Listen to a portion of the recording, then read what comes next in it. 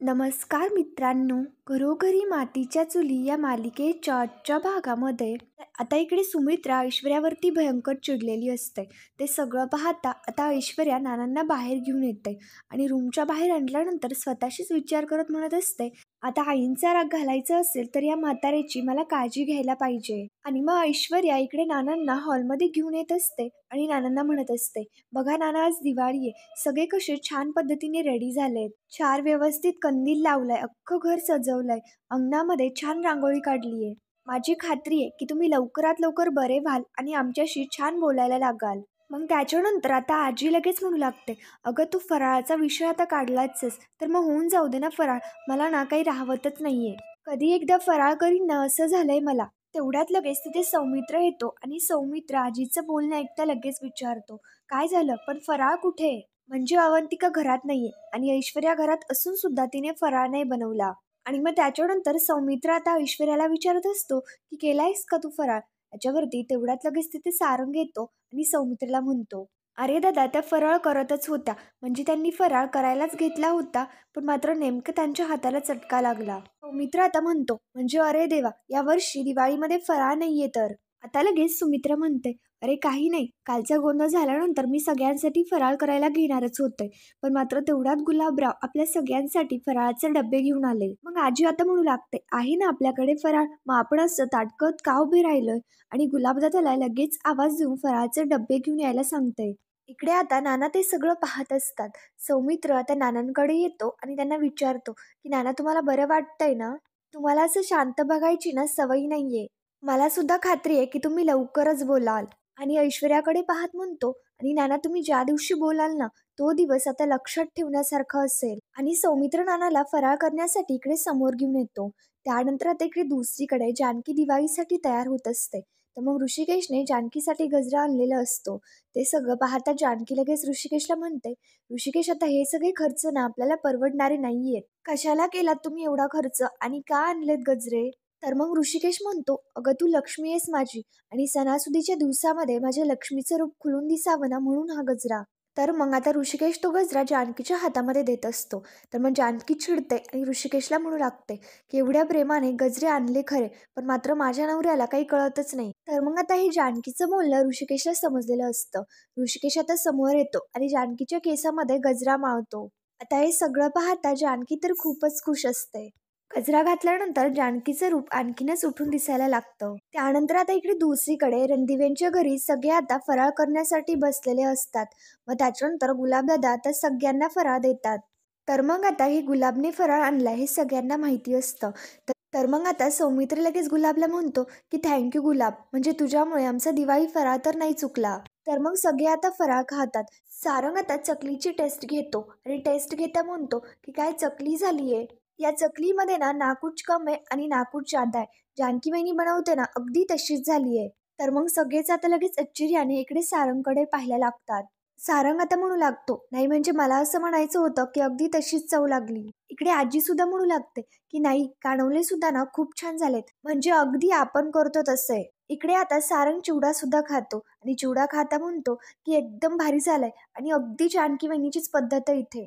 इकडे ऐश्वर्या चिवडा खायलाच लागलेली असते, पण मात्र जानकीचं नाव घेतल्यानंतर ऐश्वर्या काही चिवडा खात नाही. परत तो आहे तसा घास प्लेटमध्ये टाकून देते. इकडे सुमित्रा सुद्धा चिवड्याची टेस्ट घेऊन पाहते. त्याच्यानंतर आता इकडे सारंगचं बोलणं ऐकल्यानंतर सौमित्राला समजलेलं असतं की नक्कीच काहीतरी गडबड आहे. तर मग आता सौमित्र प्लेटीतला फराळ नीट पाहतो.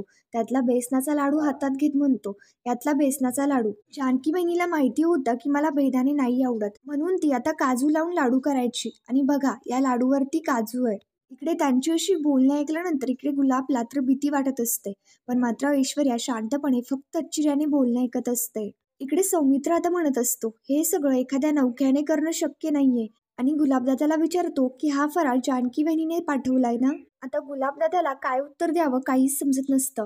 गुलाबदादा तर आता जानकीच्या शब्दामध्ये अडकलेले असतात की फराळ मी केला, हे घरातला कोणालाही कळू देऊ नका.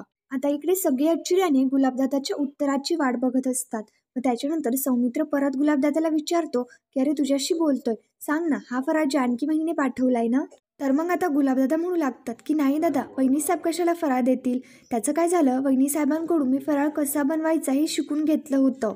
आणि त्यांनी बारकाईने शिकवलं होतं, त्याच्यामुळे मी अगदी तसंच बनवलं, म्हणून लागत असेल चव. मग त्याच्यानंतर ऐश्वर्या सुद्धा गुलाबला जाब विचारते, गुलाब तू खरं बोलतोयस ना, म्हणजे तूच केलायस ना फराळ? तर मग आता इकडे सौमित्र लगेच ऐश्वर्याला म्हणतो, तो सांगतोय ना त्याने केलाय, तर मग त्यानेच केलं असेल, म्हणजे त्याला खोटं बोलायची काही सवय नाहीये. आता इकडे सौमित्र गुलाबचे आभार मानत असतो, की थँक्यू, तुझ्यामुळे एवढा छान फराळ मिळाला. आणि वहिनीच्या हातची फराळ खाल्ल्याची फिलिंग आली ना. सारंग सुद्धा म्हणू लागतो, हो ना, अगदी जानकी वहिनीच्या हातची चव लागली. म्हणजे असं वाटतंय की फराळ खाण्यासाठी वहिनीच आग्रह करते की काय. इकडे जानकीचं नाव घेतल्यानंतर ऐश्वर्या काय फराळ खात नाही आणि त्याच्यानंतर ती लगेच स्वतःशीच विचार करत म्हणते, सतत आपलं सगळे वहिनी वहिनी करत राहतात. या जानकीला घराबाहेर हकललं खरी, पण मात्र तिच्या आठवणी ते दबा धरून बसल्यात. कधीही अंगावरती कुठूनही झेप घेतात. सतत जर तिचीच चर्चा होत राहिली ना, मग तर झालंच. हे सगळे ना तिला विसरणार नाही. या घरातलं तिचं उरलेलं अस्तित्व घालवायला मला नक्कीच काहीतरी करावं लागेल. नाहीतर ही जानकी काय मला सुखाने जगू नाही द्यायची. त्यानंतर आता संध्याकाळी सगळीकडे लाइटिंग्स लागलेली असते. ओवी, ऋषिकेश, जानकी हे तिघेही बाहेर आलेले असताना ती सगळी लाइटिंग्स वगैरे लागलेली पाहताना ओवी खूप खुश होते.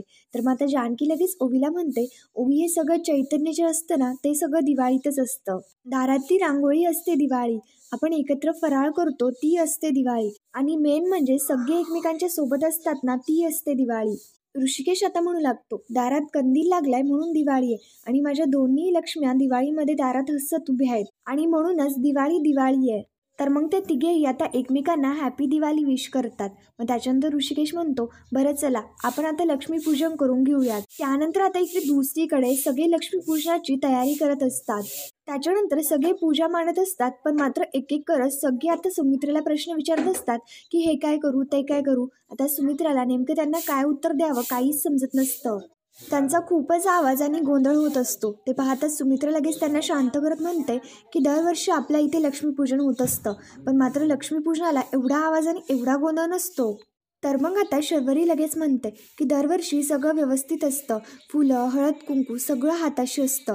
जानकी वहिनी अगदी हाताशी व्यवस्थित ठेवायची. जानकीचं नाव घेतल्यानंतर सगळेच आता शांत होतात. त्याच्यानंतर सुमित्रा सौमित्रा आणि अवंतिकाला म्हणते, तुम्ही पूजा सुरू करा, आरती करा आणि नैवेद्य दाखवा. ते पूजा करायला लागतात, पण मात्र तेवढ्यात लगेच लाईट जाते. तर मग सुमित्रा आता लगेच म्हणते, अरे देवा हे काय झालं, म्हणजे लक्ष्मीपूजनाच्या वेळीच नेमका अंधार. शर्वरी आता मेणबत्त्या पेटवून देते आणि मग त्याच्यानंतर तेवढ्यात लगेच दारातून कोणाचा तरी आवाज येतो. लगेच इकडे सौमित्र दाराशी येतो. सौमित्र व सगळेच दारात येतात आणि समोर आता एका माणसाला पाहतात. तर तो माणूस आता इलेक्ट्रिसिटी बोर्डाकडून आलेला असतो. तर मग सुमित्रा लगेच त्यांना म्हणते, म्हणजे तुम्हीच आमची वीज कापली की काय. याच्यावरती तो माणूस आता हो म्हणतो आणि म्हणू लागतो की तुम्ही बिल नाही भरलं. तर मग त्याच्यानंतर सुमित्रा सारंगला म्हणते, अरे सारंग हे काय म्हणतायत.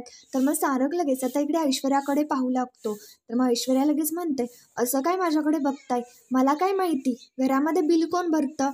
याच्यावरती आता सारंग लगेच म्हणतो की जानकी वहिनी. सौमित्र आता लगेच म्हणतो, काय रात्र आहे, जानकी वहिनीला घराबाहेर काढलंय आणि तिच्या जाणाऱ्या पावलांनी घरातली दिवाळी सुद्धा गेलीये, उरलाय ना तो फक्त अंधार. तर मग सौमित्राचं बोलणं पाहता इकडे सुमित्रा लगेच त्याच्यावरती चिडते. तर मग सौमित्र म्हणतो, आई ऐन दिवाळीमध्ये घरामध्ये लाईट नाहीये, देवीसमोर ठेवायला फराळ नाहीये, ते पण आपलं नशीब म्हणून गुलाबराव घेऊन आला. त्या तुळशीला कुणीतरी पाणी घालून गेलंय, नाहीतर तिचं सुद्धा काहीच खरं नव्हतं. आता घरातली लक्ष्मीच रुसली आहे म्हटल्यानंतर काय होणार. तर मग आता हे सगळं जास्तच होत असतं. ऐश्वर्या आता चिडते आणि लगेच सौमित्रीला म्हणते की बाद झालं आता, या घरची लक्ष्मी ही मी आहे आणि मी अजून सुद्धा इथेच आहे, आणि मी आहे या घरचा लखलकाट. सगळ्यांचे डोळे दिपतींना इतका उजेड करेल मी घरात. सारखं आपले सगळे जानकी जानकी करत राहतात. आणि आता इकडे ऐश्वर्या म्हणते की 1 मिनिट थांबा मी आलेच, आणि ती लगेच तिकडनं निघून जाते. इकडे नाना तर शांतपणे देवघरामध्येच असतात. तर मग ऐश्वर्या देवघरामध्ये येते, ताटातले ते लक्ष्मीचे पैसे घेते आणि आता बाहेर घेऊन येते. इकडे आता ऐश्वर्या त्यांना लाईटचे बिलाचे पैसे देत म्हणते की आत्ताच्या आत्ता आमच्या घरचे लाईट्स ऑन करायचे, रणदिवे येतो आम्ही, आणि जर तेवढेही पुरेसे नसेल ना तर सांगा, विखे पाटलांना फोन करू का. तर तो माणूस आता त्यांचं बिल पेड करून देतो. आता तो माणूस म्हणतो की मी चालू करतो, पण मात्र पुढच्या वेळी तारखेच्या आधी बिल भरा, आणि तो लाईट सुरू करण्यासाठी तिकडे निघून जातो. ऐश्वर्या लगेच सौमित्राला म्हणते, कळलं का, प्रत्येक गोष्टीवरती ना उपाय असतो, कोणा वाचून ना कोणाचं अडत नाही. आता 1 मिनिटात लाईट येईल आणि सगळीकडे लख्ख प्रकाश होईल. आता ऐश्वर्याचं हे सगळं बोलणं पाहता अवंतिका लगेच तिला म्हणते, पण ऐश्वर्या, तुझ्या डोक्यामध्ये प्रकाश कधी पडणार आहे? उगाच सगळ्यांसमोर मोठेपणा दाखवायला ऐटीत जाऊन त्या माणसाला पैसे दिलेस. अगं पण साधी एवढी पण गोष्ट कळाली नाही का, की लक्ष्मीपूजनाला लक्ष्मी खर्चायची नसते, ती उलट घरी येऊ द्यायची असते. एवढी सुद्धा तुला बेसिक अक्कल नाही का? सगळे शांत होतात आणि आश्चर्याने ऐश्वर्याकडे पाहायला लागतात. तर मग सौमित्र लगेच अवंतिकाला म्हणतो, अवंतिका, तसे संस्कार असायला हवे लागतात ग. तेच आता जानकी वहिनीकडे होते. सौमित्र आता इकडे सुमित्राला म्हणतो, आई, तू जरी जानकी वहिनीला घराबाहेर काढलं असशील ना, तरी तिचा या घरावरचा प्रभाव ना कधीच कोणी कमी नाही करू शकत. दिवाळीनंतर सुद्धा तिला पूजावं अशी लक्ष्मी तीच होती आणि तीच आहे. आणि तेवढ्यात लगेच सगळीकडे लाईट्स येतात आणि सौमित्र लगेच म्हणतो की हे सत्य आहे. आणि सगळे आता लक्ष्मी पूजनासाठी म्हणून तिकडनं निघून जातात. त्याच्यानंतर इकडे जानकीच्या घरी सुद्धा जानकीने छान प्रकारे लक्ष्मीची पूजा मांडलेली असते आणि जानकी आता लक्ष्मी व पैशाची सगळ्याची पूजा करते. ऋषिकेश, ओवी हे दोघेही पूजा करतात आणि देवी आईचे आशीर्वाद घेत असतात. जानकी आता लक्ष्मी मातेला म्हणू लागते, तुझं येणं जाणं काय आमच्या हातात नाही, पण मात्र छान तयारी करून छान सजवून दिवांची रास लावणं हे मात्र आमच्या हातात आहे. आणि तेच अगदी आम्ही मनापासून केलं. तुझे ना आमच्यावरती आशीर्वाद असू दे. इकडे रणदिवेंच्या घरी सुद्धा सौमित्र आता पूजा करू लागतो. अवंतिका आणि सौमित्र हे दोघेही मिळून आता पूजा करत असतात. पूजा झाल्यानंतर जानकी आणि ऋषिकेश दोघे आरती करत असतात आणि इकडे सौमित्र अवंतिका दोघी देवीची आरती करत असतात. आरती झाल्यानंतर इकडे आता रणदिवेंच्या घरी सगळे एक एक करत पूजा करून घेतात आणि जानकी आता देवी आईकडे प्रार्थना करत तिला म्हणते की लक्ष्मीच्या रूपाने समृद्धी, सरस्वतीच्या रूपाने शहाणपण आणि अन्नपूर्णेच्या रूपाने सगळ्यांची पोट भरण्याची कला आई माझ्यात सुद्धा राहू दे. या घरामध्ये सगळ्यांना समृद्धी आणि भरभराट दे. आई, तुझी कृपा ही सगळ्यांवरती राहू दे. आई आणि नानांची तब्येत ठीक राहू दे. या आणि त्या घराला जोडण्याचं बळ मला आई दे. तुझी कृपा अशीच आमच्यावरती राहू दे. ऋषिकेश आता देवाला नैवेद्य दाखवतो आणि ओवी लगेच त्यातली चकली घेते. ती सुद्धा खाते आणि इकडे ऋषिकेश जानकीला सुद्धा भरवते. त्यानंतर आता इकडे दुसरीकडे ऐश्वर्या पूजेसाठी बसलेली असते. पण मात्र ऐश्वर्या काही पूजा नाही करत. तिथे शांतपणे मूर्खासारखी बसत सौमित्रच्या बोलण्याचा विचार करत असते. सारंग आता ऐश्वर्याला पाहतो आणि लगेच तिला देवीची पूजा करायला लावतो. त्याच्यानंतर ऐश्वर्या व सारंग दोघेही मिळून आता देवी आईचे आशीर्वाद घेतात. सगळेच खूप खुश असतात आणि देवाचे आशीर्वाद घेतात. तर मग त्याच्यानंतर इकडे आता ऐश्वर्या लगेच स्वतःशीच म्हणते, सतत ना कायम त्या जानकीचं नाव, रांगोळीपासून फराळापर्यंत आणि कंदिलापासून पूजेपर्यंत. हे सगळं ऐकू ना कान दुखायला लागलेत माझे. संपू दे आता ही दिवाळी. या घरात त्याच्यानंतर जानकीचं नाव कोणीही घेणार नाही याची काळजी मी घेईल. तर मित्रांनो, पुढील भागामध्ये आपण पाहणार आहोत, इकडे आता सौमित्राने जानकी व ऋषिकेश यांच्या दोघांना फोन लावलेला असतो.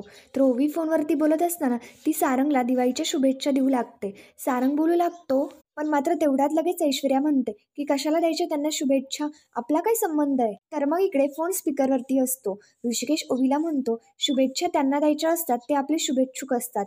आपलं वाईट चितणाऱ्या लोकांना शुभेच्छा देऊन काही उपयोग नाहीये.